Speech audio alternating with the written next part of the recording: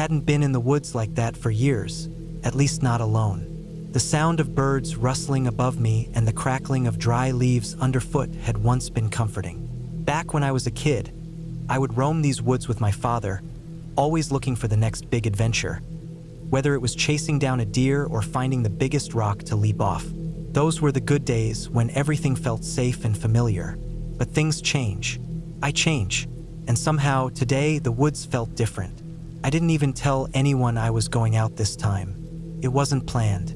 A sudden urge, a deep pull from the past, and I found myself parking at the edge of the forest at the crack of dawn. The sky was just beginning to turn a dull shade of gray as I grabbed my pack, slung it over my shoulder, and headed toward the old trailhead. I knew the area well.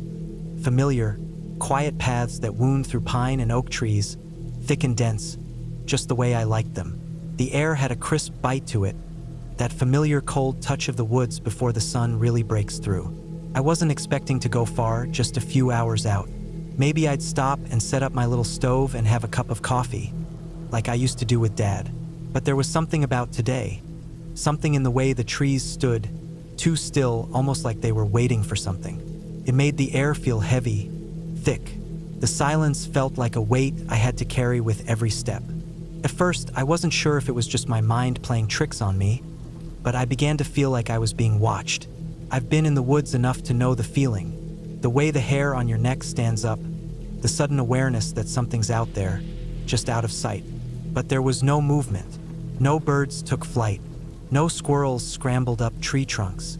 Just the sound of my own breath, each one feeling more labored than the last. I shrugged it off, pushing deeper into the woods. Maybe it was the lack of sleep, or maybe it was because I'd gotten older and less comfortable with the solitude of the woods. Whatever it was, I kept moving, telling myself it was nothing. But the further I went, the more unsettling it became. I couldn't shake the feeling that something was wrong. The usual sounds of the forest were missing. The wind in the trees, the rustling of leaves, the calls of distant animals. All of it gone. It was as though the entire forest had fallen silent, holding its breath. After a while, I came to an area I didn't recognize. It wasn't far from the usual trail, but the trees were denser here, their branches so thick they seemed to block out the sky entirely. I hadn't planned on going this far, but now that I was here, I couldn't help but feel a pull to continue, to see what lay just beyond the trees. I walked for another hour, my steps slow and cautious, listening for any sign of life. But it was too quiet, the kind of quiet that presses on your chest, like a weight you can't escape. I kept moving, knowing I should turn around, but something in the back of my mind kept pushing me forward. Maybe it was the need to prove to myself that I could still do it, that I could still find my way through the woods the way I used to. Then, out of nowhere, I heard it. A sound like a twig snapping, a sharp crack in the distance. I stopped dead in my tracks, my heart racing. My instincts told me to keep moving, but my feet felt glued to the ground. It wasn't the sound of an animal, too deliberate, too purposeful. I couldn't place it, but I knew something wasn't right. I stayed there for what felt like hours, barely moving, straining to listen. The rustling sound came again, this time closer. It wasn't just one noise, but a series of them, like someone or something was moving through the forest just outside my view.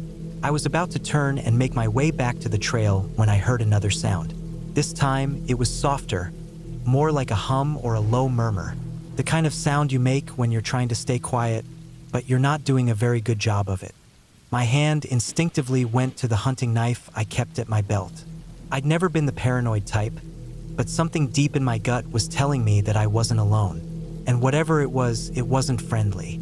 I forced myself to stay calm, to think clearly. Maybe it was a hunter or someone else who had lost their way. But the more I listened, the more it felt like something else entirely.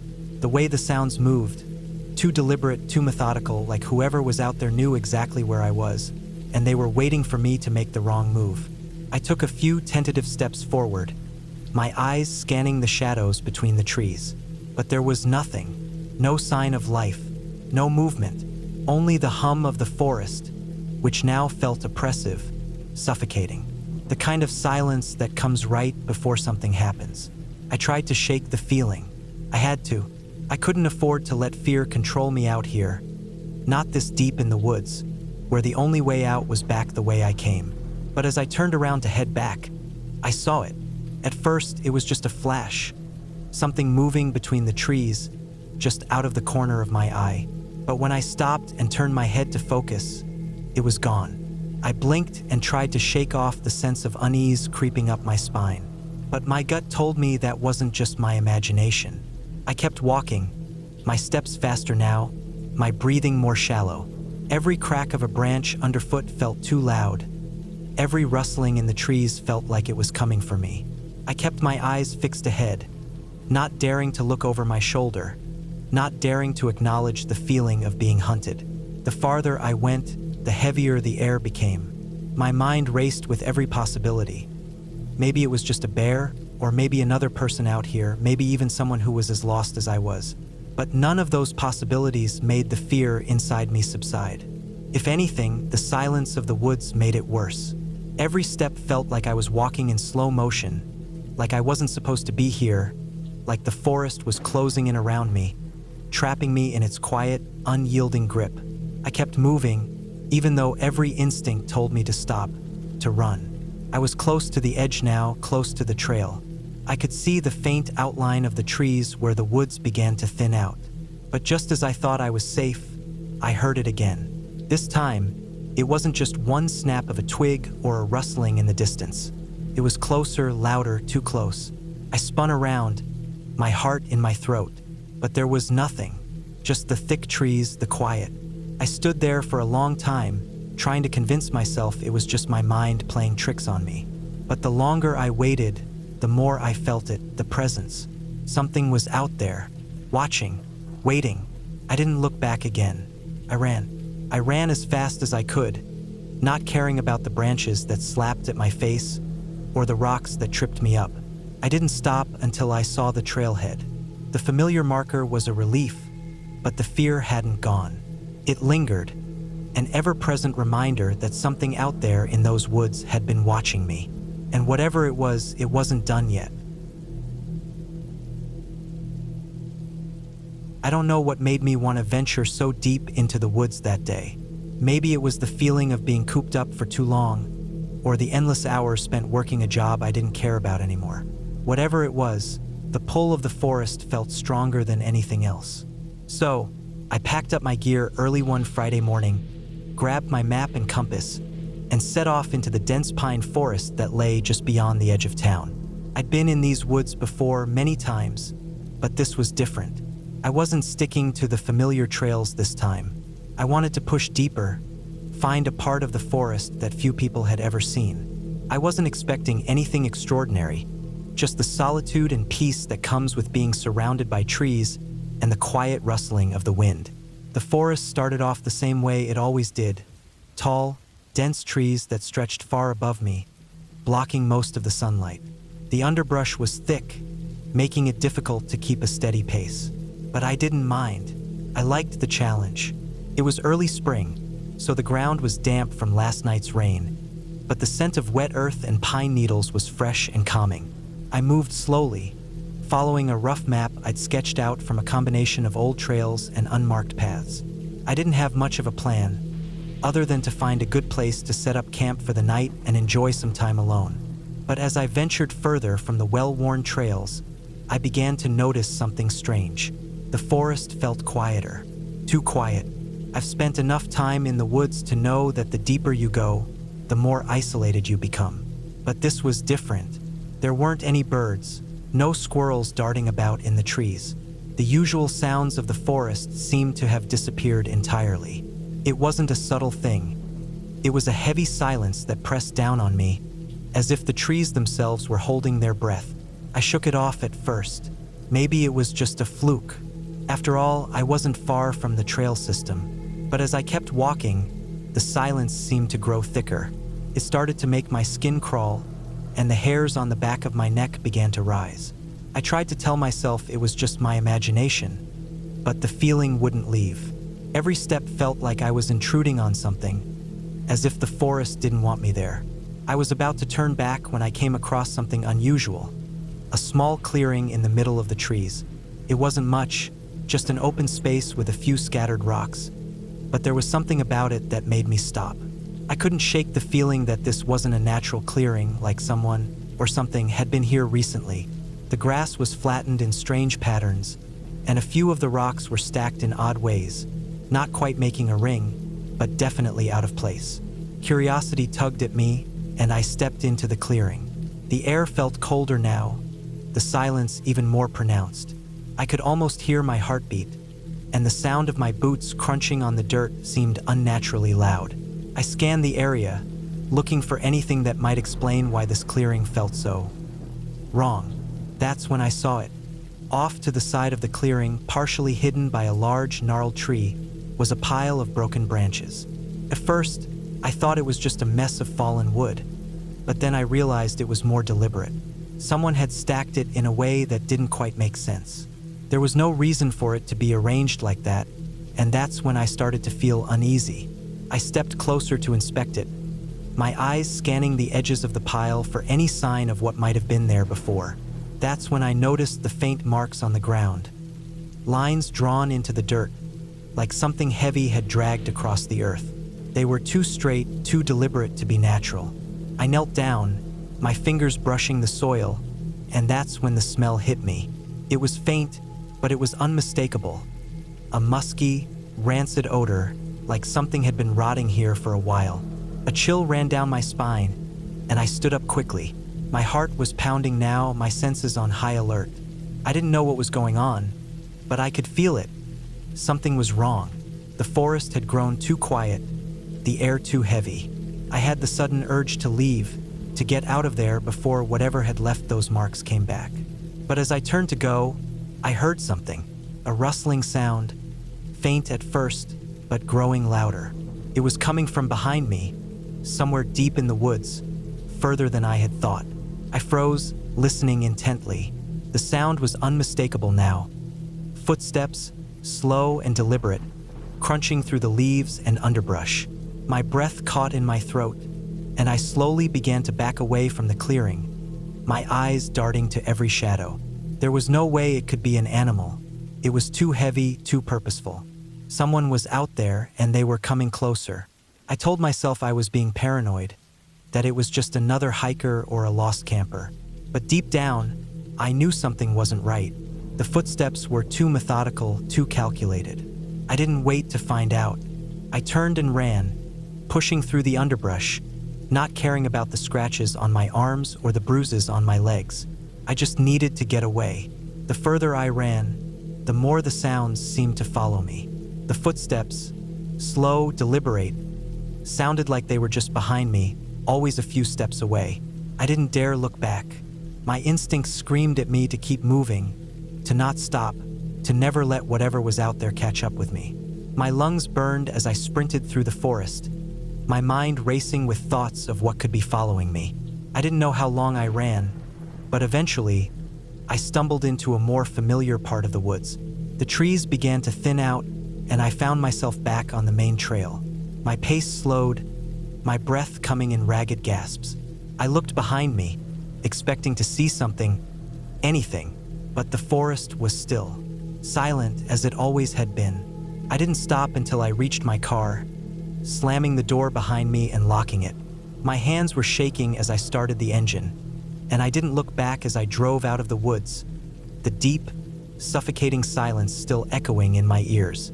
I never did go back to that part of the forest. Something in the way the trees felt that day, the eerie quiet and the strange markings, made me realize that some places in the woods are better left undisturbed. The forest has its secrets. It's been a few years since that day, but the memory still haunts me. Every now and then, I'll hear a rustling in the trees or catch a glimpse of something moving just out of sight, and I'm reminded of the silence in the pines. And I wonder if whatever I felt that day is still out there, waiting for the next person to wander too deep.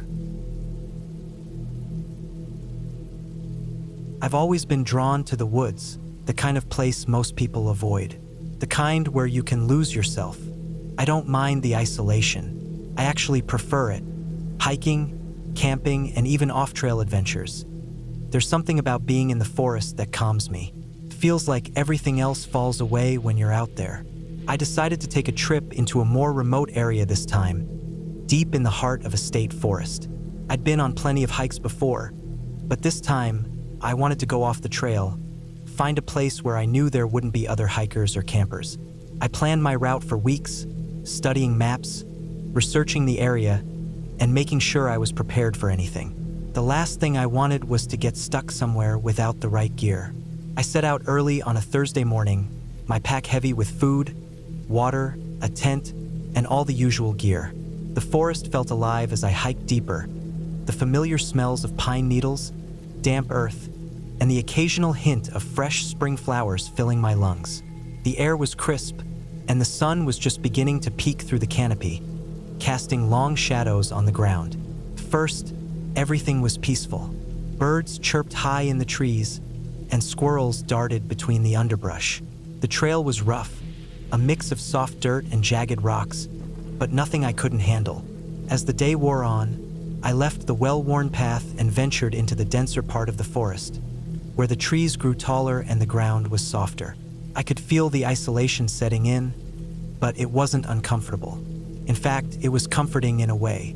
I set up camp near a small stream, the sound of the water rushing over the rocks creating a peaceful backdrop to the stillness of the woods. I'd been hiking for about 6 hours, and my legs were starting to feel the strain. I ate a quick meal, boiled some water for the morning, and tucked myself into my tent as the sky faded to twilight. The first few hours of the night were uneventful. I was used to the sounds of the forest, wind rustling through the trees, the occasional animal stirring in the underbrush. But around midnight, something changed. I heard something I couldn't place, something heavy moving through the trees. I brushed it off at first. Maybe it was a deer or a bear, though it seemed too deliberate, too purposeful for an animal. I lay there in my tent, wide awake, straining to hear any other sounds. The night was eerily still now, the usual forest noises fading away. The air seemed colder, and I could hear my own breath, quick and shallow, as I tried to calm myself. The sound came again, footsteps or something close to it. I wasn't sure, but it sounded too heavy, too human-like to be an animal. I grabbed my flashlight and poked my head out of the tent, scanning the tree line. The beam of light flickered, bouncing off the trunks of the trees, but I didn't see anything. Still, the feeling lingered, and I couldn't shake the suspicion that I wasn't alone. I stayed awake the rest of the night, clutching the flashlight, listening to every little sound. At some point, I must have fallen asleep because I woke up to the first light of dawn filtering through the trees. I hadn't heard anything more during the night, but the unease in the pit of my stomach remained. I packed up my camp quickly, not wanting to linger in the spot any longer than necessary. The trail ahead looked like it would take me further into the woods, deeper into the unknown, but I wasn't sure if I should keep going. I thought about turning back, but something in me pushed me to keep moving forward. I figured it was just my nerves, nothing more. I set off again, determined to clear my head. The woods felt different now, as if they were pressing in on me from all sides. I noticed that the trees around me had begun to look more twisted, the trunks growing at odd angles, as if they were reaching out toward me. The path, which had been clear before, was now choked with thick vines and underbrush. It felt like the forest was trying to keep me in, trapping me. Around midday, I came across something unexpected. A small clearing about the size of a football field, hidden away deep in the woods. At first, it looked like a normal clearing, with patches of sunlight hitting the ground. But as I stepped into the open space, I saw something odd. In the center of the clearing, there was a pile of rocks, stacked haphazardly in a crude circle. The rocks weren't placed like a typical campfire ring. They were uneven, like someone had built them in a hurry, or worse, like they had been left behind, forgotten. I felt my pulse quicken. There was something about that pile of rocks that made my skin crawl. It wasn't right. I took a step closer, my eyes scanning the area. The trees around the clearing were unusually dense, and the air felt thick, almost suffocating. I couldn't explain why, but the clearing felt off. I turned to leave, but then I noticed something else. Footprints. They were fresh, deep impressions in the soft earth, leading off into the woods. There were no animal tracks that I could see, just large human-like footprints. They were too big for any animal I'd ever seen, and too irregular. They didn't match the steady stride of someone walking, but instead, the erratic prints of someone who was stumbling or moving without care. I followed the tracks, hoping to make sense of them, but the further I went, the stranger things became. The ground was uneven, with patches of disturbed earth, as if someone had been digging or moving around in the forest. I walked for what felt like hours, my legs aching, but I couldn't turn back. There was something pushing me forward, even though every fiber of my being screamed at me to stop. I found more strange markings in the ground, scratches on trees, long, shallow gashes that didn't seem natural. They were too deep to be from wind or animals, and they didn't follow the usual patterns of nature. Something had made them. Someone. By late afternoon, I was exhausted. My feet were sore from walking off trail, and I had no idea how far I'd gone. I checked my map and compass, but nothing seemed to match up. I'd been so focused on following the strange tracks that I hadn't paid attention to where I was. The woods had swallowed me whole, and I had no idea how to get back. That's when the feeling hit me again. The same unease I had felt the night before. Only this time it was stronger. Something was out there watching me. The hairs on the back of my neck stood up. I wasn't alone. I turned in circles, scanning the woods, trying to find something, anything, to explain the feeling of being surrounded. But there was nothing. The trees stood still, silent, as if they were waiting. Suddenly, the underbrush behind me shifted. I spun around, my heart hammering in my chest. But it was just a deer. At least that's what I thought at first. It stood still, watching me, its large eyes gleaming in the fading light. But then I realized something wasn't right. The deer wasn't moving, it wasn't grazing. It was just standing there. I took a step forward, and the deer didn't run. It just stared at me. I felt a chill run down my spine. This was wrong. I was out of my depth. Without thinking, I turned and ran. I didn't care if I was lost anymore. I just needed to get out of there. I stumbled over roots and rocks, my heart racing. The sound of footsteps behind me, heavy, deliberate, followed my every move. I pushed myself harder, faster, not stopping, not daring to look back. My mind was a blur, my legs screaming for me to stop, but I couldn't. I couldn't afford to stop. It felt like hours before I broke through the trees and back into the open space where the trail began to look familiar again. I didn't stop running until I was back at my truck, gasping for breath, my whole body trembling. I don't know what happened in those woods or what was following me, but I'll never go back. There are places in the woods that are better left alone, and that's one of them. I learned the hard way that some parts of the forest are best avoided. The woods have their secrets, and they don't always want to be found.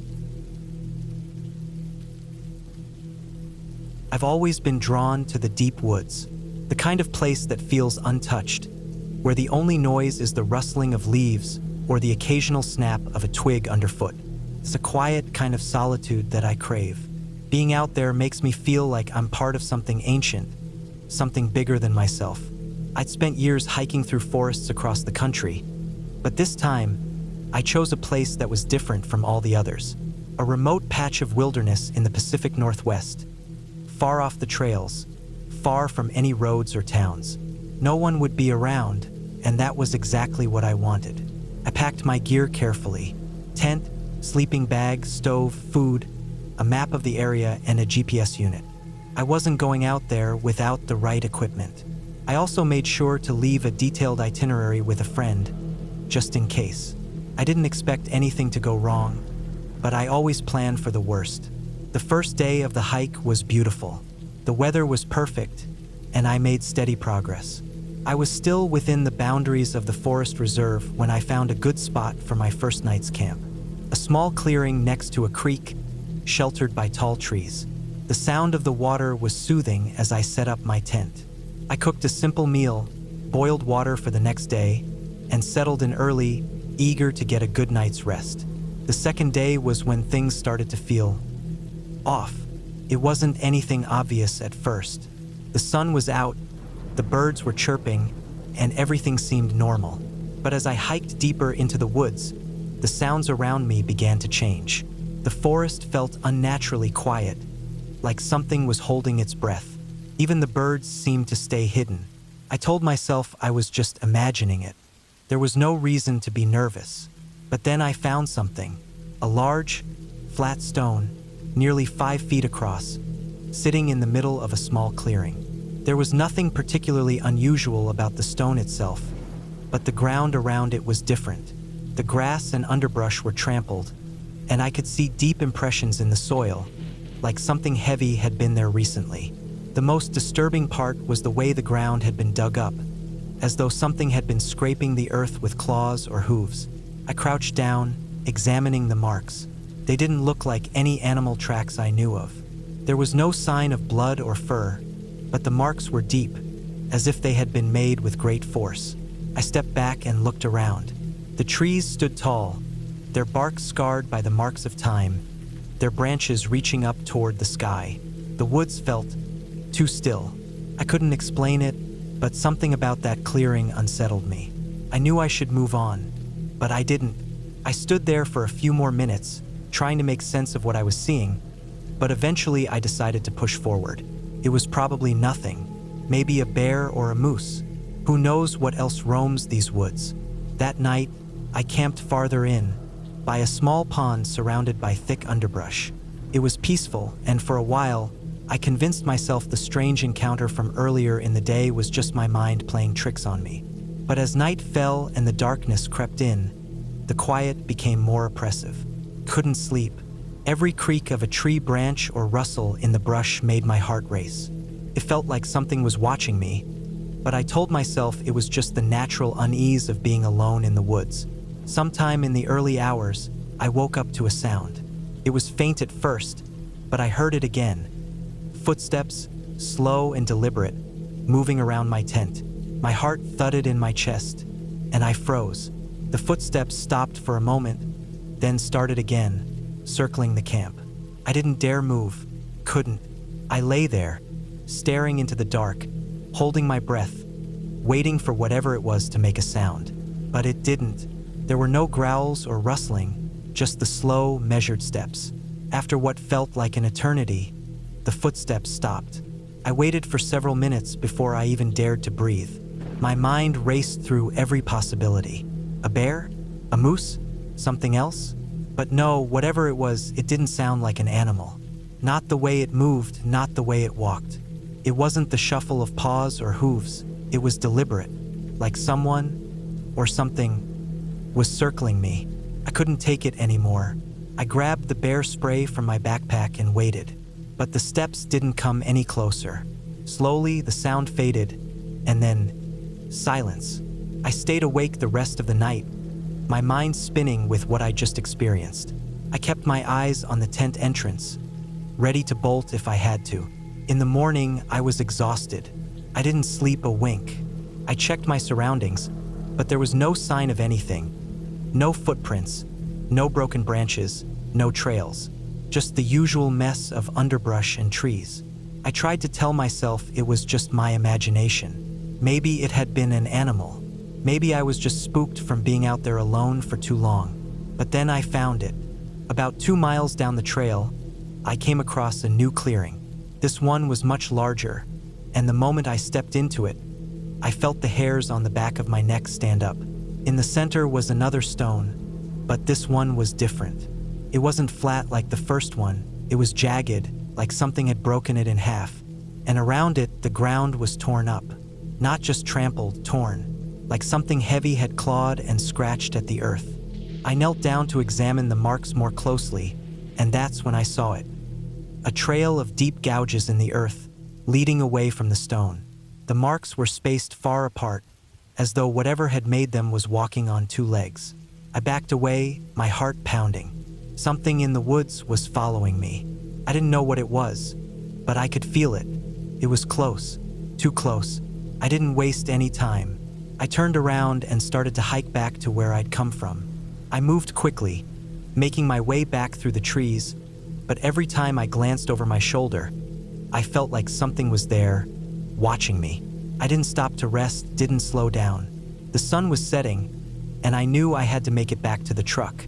But the deeper I went into the woods, the harder it became to navigate. The trees seemed to close in around me, and every time I checked my GPS, I found I was off course. By the time night fell, I was completely lost. The trail I had been following was gone, replaced by dense underbrush and twisted roots.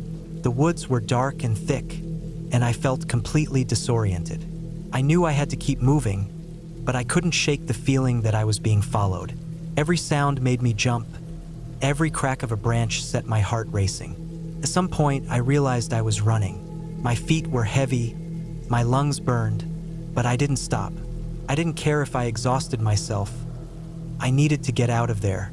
I pushed through the brush, crashing through the undergrowth, but it felt like the woods were closing in around me. I wasn't getting any closer to the road or the truck.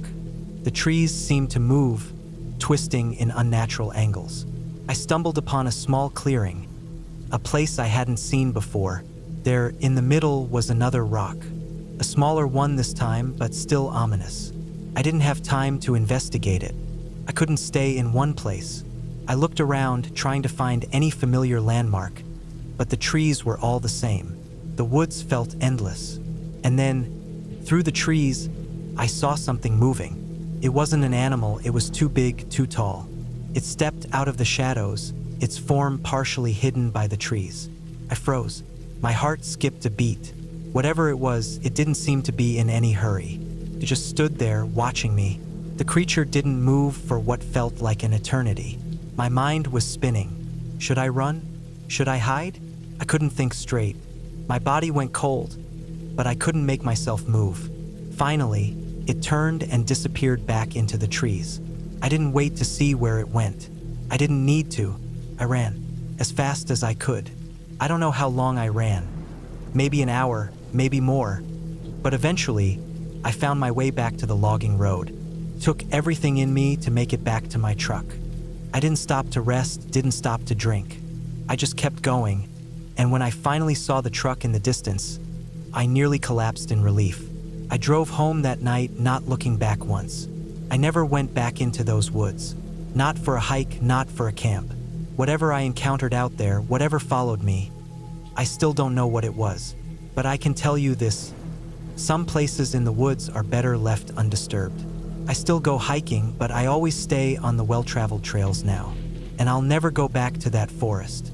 There's something in there, something that moves like a man but isn't one. I don't know what it was, but I do know this: I'll never forget the feeling of being hunted. It looks like the tool I intended to use is unavailable right now, but I can still help with the story in the form of text right here. I'll write the first-person perspective of a deep woods scenario that should meet your expectations. The woods I should have left behind. I've always been the type to seek out solitude, especially in nature. The woods, the deeper, the better. A place where you can hear. I had always liked being alone in the woods. There was something about it that settled my mind. I didn't go to escape anything in particular. I just liked the quiet, the stillness, the way the world felt when no one else was around. I've been hiking and camping for years, and I knew how to take care of myself out there. I never went unprepared. I carried maps, GPS, satellite communicator, enough food and water to last twice as long as my trip, and I always left a detailed itinerary with a friend. I wasn't stupid about it.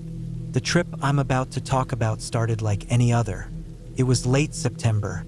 The leaves were turning, the nights were cool, and the air had that sharp clarity that only comes in early fall.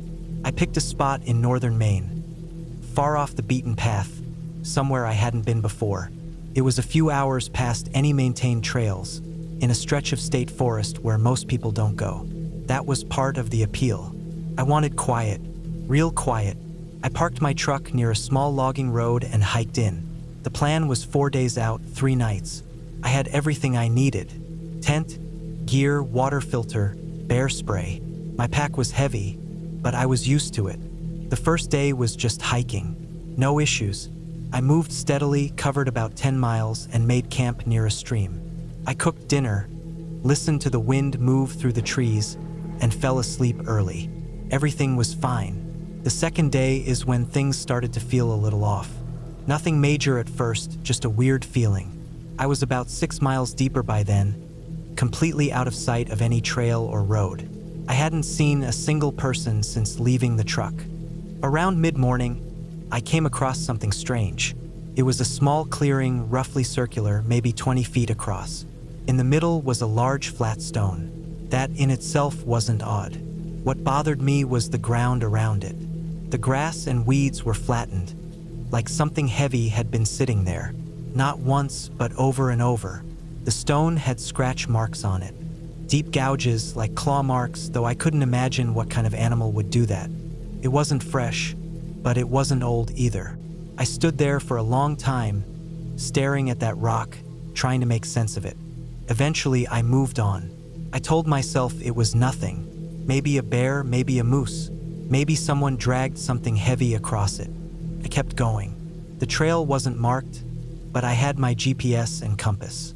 The forest was dense, thick spruce and fir, with the kind of underbrush that makes you slow down. I moved carefully, checking my bearings every hour, but I couldn't shake that feeling, like I was being watched. Every time I stopped to drink water or take a break, the woods felt too quiet, like they were holding their breath. That night, I set up camp in a low valley, close to a creek. The site was good, flat ground, water nearby, and some thick trees for cover. I didn't build a fire. I rarely do. It attracts attention, and I like the dark. I cooked with my little stove, ate quickly, and climbed into the tent. I lay there listening. The forest is never truly silent. You hear insects, small animals, branches creaking in the wind. But that night, everything seemed distant, like the woods were muffling themselves. Sometime after midnight, I woke up. I don't know what stirred me. There wasn't a sound, not that I could hear. I just woke up with my heart pounding. I stayed still, listening. I thought maybe it was a dream. I checked my watch, 12:41 a.m. I lay there trying to calm down. That's when I heard something. It was faint but close. Not an animal sound, something heavier. A step, then another, measured, slow. The steps stopped right outside my tent. I held my breath. My bear spray was within reach, and my knife was in my boot next to me. I didn't move. I waited. No breathing, no shuffling. Just silence. I don't know how long I stayed like that. Maybe 15 minutes. Maybe more. Eventually, the steps moved away. I waited another hour before I slept again. The next morning, there were no tracks. The ground was pine needles and moss. It doesn't hold prints well. I told myself it was a deer, maybe a moose, but moose don't walk like that. Not in a straight line, not with slow, deliberate steps. Still, I packed up and moved on. Day 3 was the worst. I'd planned to loop east and make my way back toward the truck, setting up camp one last time before hiking out on day 4. But the forest had changed. I don't mean the trees looked different or anything like that. I mean the feeling. It was heavier, like the air was thicker. I moved slower, double-checking my map and GPS every hour. I started to hear things. Snapping twigs, branches cracking. Always behind me, never close but never far. I stopped often, turned around, listened. Nothing. Then I'd move on and the sounds would start again. By midday, I was sweating hard, even though it wasn't hot. My shirt clung to my back. I felt like I was being herded, like something was guiding my path without showing itself. I tried to change direction, cut across a ridge to throw off whatever I thought was following me. That's when I found the second clearing. This one was bigger, maybe 40 feet across. Same flat rock in the center, only this one had something on it. Bones. A lot of them, picked clean, scattered. Some big, some small. Rib bones, vertebrae, what looked like a jawbone. I didn't get too close. I stood at the edge of the clearing and stared. The smell hit me late, like rot and old blood. I backed away. I didn't want to know what had died there. I marked a waypoint on my GPS and left. I hiked for hours after that. I didn't stop for lunch. I just wanted to put as much distance as possible between me and that place. But the woods weren't letting me go. Every time I tried to turn toward the direction of my truck, the terrain shifted. Gullies, thick brush, steep slopes. It was like the forest was folding in on itself. By late afternoon, I knew I wasn't where I was supposed to be. My GPS still worked, but the map didn't match the land around me. It showed a small ridge with a shallow stream. What I found was a sheer drop, maybe 70 feet with no water in sight. I backtracked, tried a different route. Same thing, nothing lined up. I camped that night on a slope. It wasn't ideal, but I didn't have a choice. I didn't eat much, just some trail mix and a protein bar. I was too tired, too wired. I didn't even bother with the stove. I crawled into my tent as soon as the light started to fade. That night, I didn't sleep. Not really. I dozed, heart pounding, listening. Around 2 a.m., I heard something again. The same slow, heavy steps. This time, they circled the tent. I could feel the vibration in the ground. Whatever it wasn't small. I gripped the bear spray and waited. It didn't try to get in. It just walked, around and around. I thought I'd lose my mind. At first light, I packed everything in minutes. I didn't eat. I didn't even drink water. I just started moving. I checked the GPS again and again. Nothing made sense. I was somewhere else. Somewhere that didn't match the maps. Trees leaned at odd angles. The sky looked off, too pale, too wide. The wind didn't sound right. Around noon, I found a trail. A real one. Narrow, overgrown, but clearly man-made. Old wooden markers, almost rotten. I followed it. I didn't care where it led. It was better than nothing. I walked that trail for 6 hours. Never saw a sign, never saw a fork. Just one long, winding path. Then, just before dusk, I saw a cabin. It was old, half collapsed, roof sagging, windows gone. I almost cried. I checked the door, it was open. Inside was dry, empty but dry. I slept there, or tried to. Next morning, I found an old map on the wall. Faded, torn, but I could make out enough. The cabin was on the edge of the forest, at least 20 miles from where I thought I'd be. I still don't know how I got there, but the map showed a logging road about 5 miles east. I followed it. By the next afternoon, I reached a clearing with tire tracks. Real ones. I followed them and finally found a dirt road. It led to a small hunting camp, and from there I hitched a ride to a town. My truck was still where I left it. I didn't report anything. Who would I tell? What would I say? That the forest moved? That something walked circles around my tent without leaving tracks? I haven't gone back since. I still hike, still camp, but not alone. Not that deep. Not anymore. Some places aren't meant to be walked through. Not by us.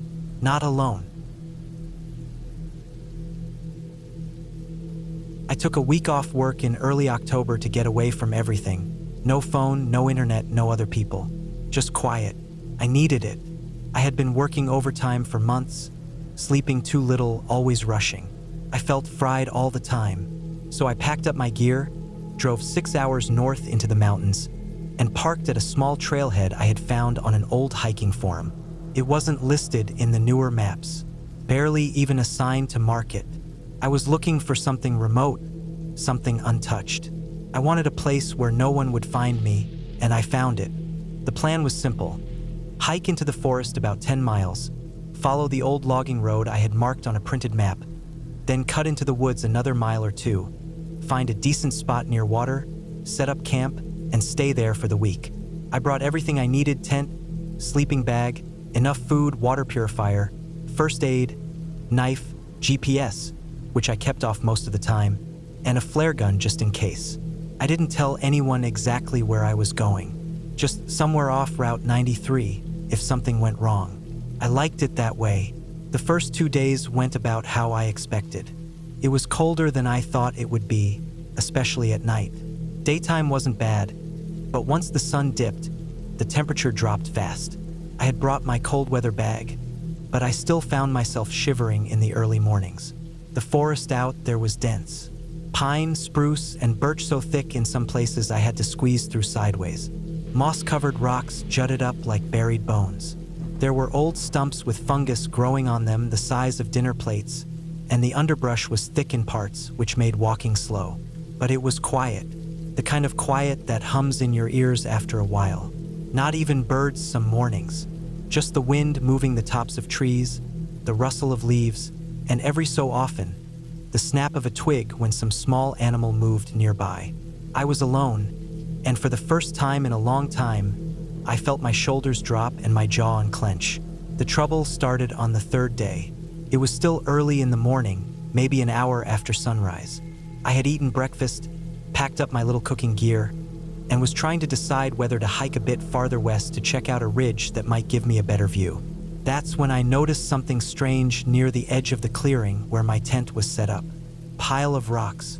Not big ones. Mostly the size of fists and apples, stacked maybe a foot tall. Neatly.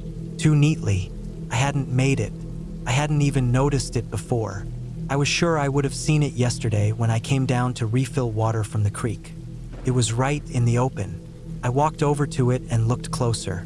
There were small scuff marks in the dirt around the base, like someone had been kneeling while they worked. I looked for boot prints but didn't see any, just a few areas where the pine needles had been shifted. It unsettled me. It wasn't some random pile. It was deliberate. Someone had been near my camp while I was sleeping, maybe even while I had been out walking. That didn't sit right. I spent the next hour walking the area in a slow spiral, looking for more signs. Nothing. No boot prints, no trash, no broken branches. Nothing else had been disturbed, but the stack of rocks stayed there, quiet, like a question I couldn't answer. I knocked it down, not aggressively, just pushed it over with my foot and scattered the stones. I didn't like the feeling it gave me. I thought about packing up and heading out, but I told myself it was probably nothing. Maybe a hunter, maybe someone else hiking who didn't mean any harm. Maybe it had been there and I just didn't notice it, though that felt like a lie. Still, I stayed. That night, I kept the fire going longer than usual. I sat with my back to a tree so I could see as much of the clearing as possible. I turned on the GPS and checked my coordinates, just to remind myself I could leave if I needed to. I had a full battery pack. I kept my knife on me, flare gun nearby. I didn't sleep much. By the next morning, I had almost convinced myself I was being paranoid.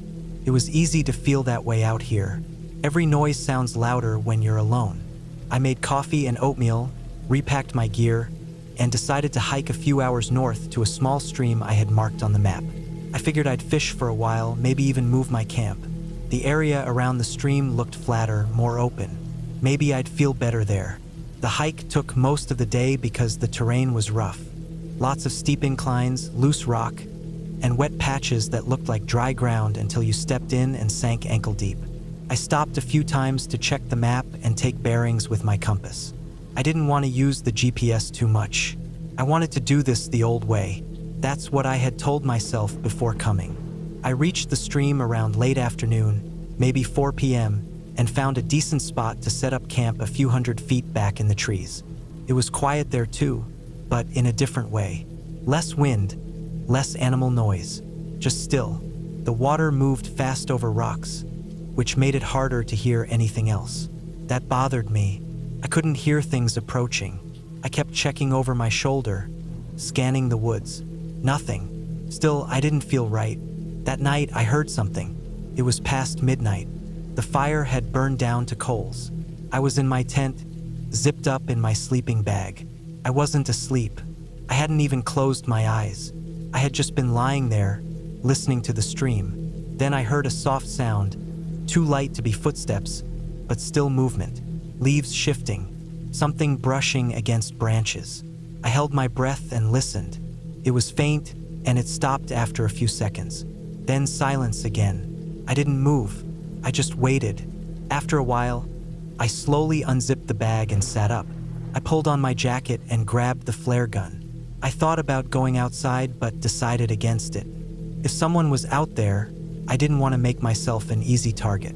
So I sat there, knees up, gun in hand, listening. Eventually, I must have dozed off, because the next thing I remember is morning light coming through the tent fabric. I stepped out and looked around. Everything looked normal, but when I walked down toward the stream, I saw another pile of rocks. Not right by my tent this time, but maybe 20 feet from it, near the edge of a patch of trees. This one was different, taller, same kind of rocks, same neat stack. I walked over, heart pounding, and looked at it for a long time. Someone was messing with me, or watching me. Either way, I was done. I packed everything in under 15 minutes. I didn't eat, didn't even take time to refill my water. I just threw my gear into the pack, cinched it tight, and headed south. I didn't take the logging road back. I cut straight through the forest, using the GPS every half mile to make sure I was going the right way. I moved fast, too fast probably, but I didn't care. I needed to be out of those woods. It was late afternoon when I realized I was being followed. I had stopped to rest on a rock and drink some water. I was sweating hard, breathing fast. That's when I heard it again, movement. Not an animal. This was different. This was steady. Like someone walking slow, trying not to be heard but not being careful enough.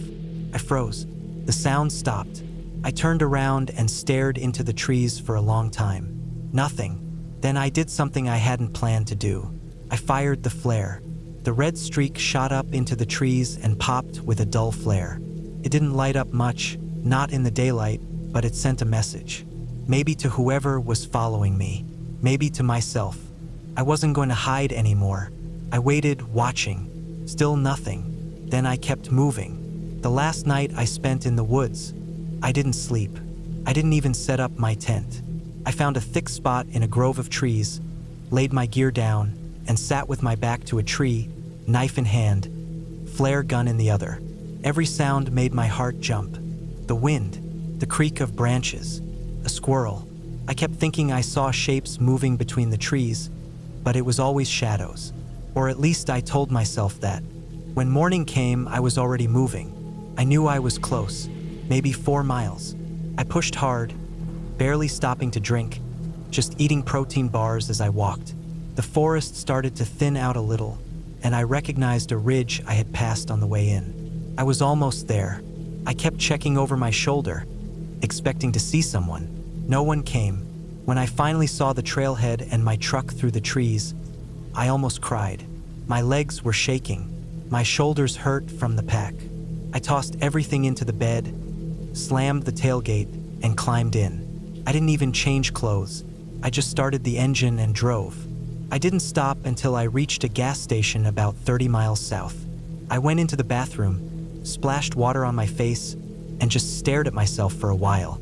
I looked hollow, eyes sunken, skin pale, like I had been sick. I didn't tell anyone what happened. Not really. I told my brother the trip had been cold and uneventful, and I laughed it off. I didn't go into details. I didn't want to talk about the rocks, or the movement at night, or how I kept seeing shapes just out of view. It's been months now. I haven't gone back into the woods, not even for a day hike. I was never the kind of guy who took big risks. Most of my life was spent behind a desk, hammering away at spreadsheets, answering emails, watching the clock tick slow as hell toward 5. The only thing that ever made me feel something real was the woods. I grew up with trees around me, not buildings. My dad taught me how to set up a tent before I could ride a bike. But life happened, work, rent, all that, and I hadn't been out on a real backwoods trip in over a decade. So when I finally broke away from the grind, I told myself I'd go big. I planned a solo backpacking trip into a national forest I'd never explored before. A place deep, way deeper than I was used to. I'd read about it online, looked at topo maps, watched YouTube videos from other hikers. It was supposed to be beautiful. No cell service, no crowds, just wilderness. I took off on a Friday morning, drove 5 hours to get there. The last hour was all gravel road, pines on both sides, not a single other car. I parked at a small, barely marked pull-off, grabbed my pack, locked up, and started walking. My plan was simple: 4 days in, loop around, and come back out on the 5th. I had my tent, food, maps, and even one of those personal locator beacons just in case. I wasn't dumb. I'd done plenty of overnighters before. This one was just longer, deeper. The first day was perfect. Cool air, birds chirping, that heavy silence you only get when you're far from any town. I didn't see a single soul the whole hike in. Made camp near a stream, filtered water, made dinner, and fell asleep to the sound of wind moving through the pine needles. Day 2, things started to feel different. Not wrong, just off. Like the forest had shifted in some way. The trail became harder to follow. It wasn't a well-worn path, more of a choose-your-own-adventure kind of route, marked only by faded blazes on trees every few hundred yards. But I kept moving. Every so often I had to stop and scan the trees to find the next marker. Midway through that day, I came across something that made me pause. A large tree had fallen across the path, maybe 20-30 feet long. The way it had landed looked strange, like it had been placed there. But that wasn't possible, of course. Trees fall. That's what they do. Still, something about the way it blocked the trail directly and how the roots didn't look natural, like they had been cut, made me stop and look a little longer than I normally would have. I stepped around it, continued forward, and tried to shake it off. I told myself I was overthinking it. The second night was quiet. Too quiet. No crickets, no rustling. Just that deep forest silence that can start to feel suffocating. I didn't sleep well. Woke up 3, maybe 4 times. Thought I heard snapping branches, but every time I unzipped the tent and looked out, I saw nothing. I wasn't scared. Not yet. But I felt watched, and that's not something I'd felt in the woods before. I chalked it up to nerves, rolled over, and tried to sleep. Day 3 was where things turned. I got up, packed camp, and started moving early. The forest was thicker here. Less undergrowth, more tall, spindly pines packed tight. I was moving slower, double-checking my compass more often. I had a route marked out on my paper map and was trying to stick close to it. But the trail, if you could call it that, wasn't always clear. I'd gone maybe 4 miles when I noticed a pile of rocks ahead, just off the trail, stacked, not natural, maybe a foot high in a small clearing. Cairns aren't unusual in the backcountry. Hikers leave them sometimes to mark paths, but this one felt different. There was a strip of cloth tied to the top rock. Faded red, maybe flannel. Could have been part of a shirt. I stared at it a while, then kept walking. Not even an hour later, I found another one. Same kind of pile. Same strip of red cloth. This one was further off trail, maybe 30 yards into the trees. I stood there, heart starting to beat harder than it should have. 2 could be coincidence, but 2 in one day, both with the same cloth? That's not just weird, it's intentional. I made myself keep going. Told myself it was probably nothing. Maybe some trail maintenance crew or a local survivalist training in the woods. But then I found a third. This one was different. It wasn't a pile of rocks. It was a dead squirrel nailed to a tree, just hanging there, its legs stretched wide, body dried out like it had been there a week. The smell hit me a second after I saw it. I actually gagged. The nails were thick, like the kind you'd use for fencing. Rusted. Old. That was the moment I started to feel real fear. This wasn't natural. This wasn't something hikers did. This was a warning or a message, or maybe just someone sick having fun. I don't know, but I knew I didn't want to be out there anymore. I checked the map. If I cut northeast off trail, I could shave a day off the loop and get back to the road quicker. It would mean bushwhacking through dense woods. But I didn't care. I needed out. So I went. No trail. Just compass, map, and instinct. The woods closed in fast. It was a maze of branches and roots. I had to duck and crawl, scrape my legs, push through brush so thick it felt like it was trying to hold me back. Every hour felt like 2. I kept checking behind me, kept hearing things. Cracks, snaps, maybe voices. But every time I stopped, it was dead quiet. Around late afternoon, I found a clearing. It wasn't marked on my map, and it wasn't empty. There was a shack there, not a cabin, not even a house, just a shack maybe 10 feet by 10 feet, made of mismatched wood panels. It had no windows. The door was open. I stood at the edge of the clearing, frozen. There weren't supposed to be structures out here. This was protected land. I hadn't seen any sign of logging or hunting, but there it was, plain as day. A shack that looked like it had been thrown together out of trash wood. I should have turned around, but I didn't. I crept forward, step by step, My heart was pounding so hard I could feel it in my throat. When I got to the door, I looked inside. It was empty, mostly. There was a cot in the corner, a rusted metal pot on the floor, a small pile of what looked like animal bones, tarp folded up neatly, and on the wall, scratched in over and over again, was a single word: stay. I backed out, turned, and ran. I didn't care what direction. I just needed to get away. Branches whipped my face, tore at my clothes. I tripped once, hard, landed on my shoulder, but I didn't stop. I got back up and kept moving. I don't know how long I ran. Time was gone. Everything was a blur of green and brown. Eventually, I collapsed. Somewhere deep in the woods, out of breath, soaked in sweat. I stayed there, trying to calm myself, listening. That's when I heard it.